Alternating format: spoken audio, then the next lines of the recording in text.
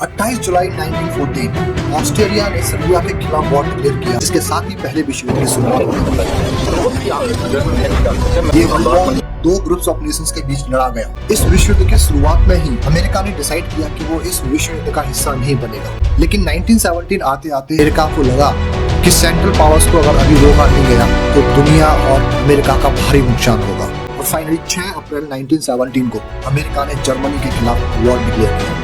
इसके पीछे पहला कारण था जिमरमैन टेलीग्राम। ये एक इनकोडेड सीक्रेट डिप्लोमेटिक लेटर था जिसे जर्मनी ने मैक्सिको को एक मिलिट्री अलायंस के प्रपोजल के लिए भेजा था। In case America world war में शामिल होता है तो मैक्सिको को अमेरिका के खिलाफ वॉर डिक्लेयर करना चाहिए, लेकिन ये टेलीग्राम ब्रिटिश इंटेलिजेंस के हाथ लग जाता है, जिसे वो इंटरसेप्ट करके इसे मीडिया में पब्लिश कर देते हैं।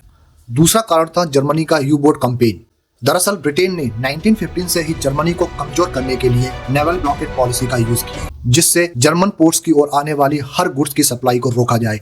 जर्मनी में खाने के सामान और फ्यूल की भारी शॉर्टेज हुई और आखिर में जर्मनी ने इस प्रॉब्लम का सॉल्यूशन निकाला सबमरीन वॉरफेयर। सबमरीन्स का यूज ब्रिटेन के द्वारा लगाए गए नेवल ब्लॉकेड को तोड़ने के लिए किया, लेकिन जर्मनी के सामने एक बड़ी प्रॉब्लम थी। न्यूट्रल कंट्रीज जैसे अमेरिका के मर्चेंट शिप्स ब्रिटेन को कंटिन्यूअस गुड्स सप्लाई कर रहे थे। फाइनली जर्मनी ने 31 जनवरी 1917 को डिक्लेयर किया कि अब से डेजिग्नेटेड वॉर जोन के अंदर न्यूट्रल शिपिंग को भी टारगेट किया जाएगा।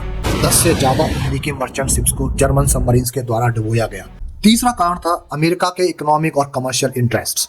विश्व युद्ध के शुरुआत से ही अमेरिकन गुड्स का एक्सपोर्ट यूरोपियन देशों में तेजी से बढ़ रहा था, जो 1917 तक आते आते बढ़कर करीब $2.25 बिलियन हो जाता है। जेपी मॉर्गन्स जैसी अमेरिकन फाइनेंशियल इंस्टीट्यूशंस ने यूरोपियन देशों को भारी भरकम लोन दिए। अमेरिकन कमर्शियल इकोनॉमिक इंटरेस्ट को खतरे में देखते हुए अमेरिका को डर था कि अगर सेंट्रल पावर्स इस वॉर को जीत जाते हैं तो अमेरिका के इकोनॉमिक और कमर्शियल इंटरेस्ट पॉलिटिकल एम्बिशंस को भारी नुकसान पहुंचेगा।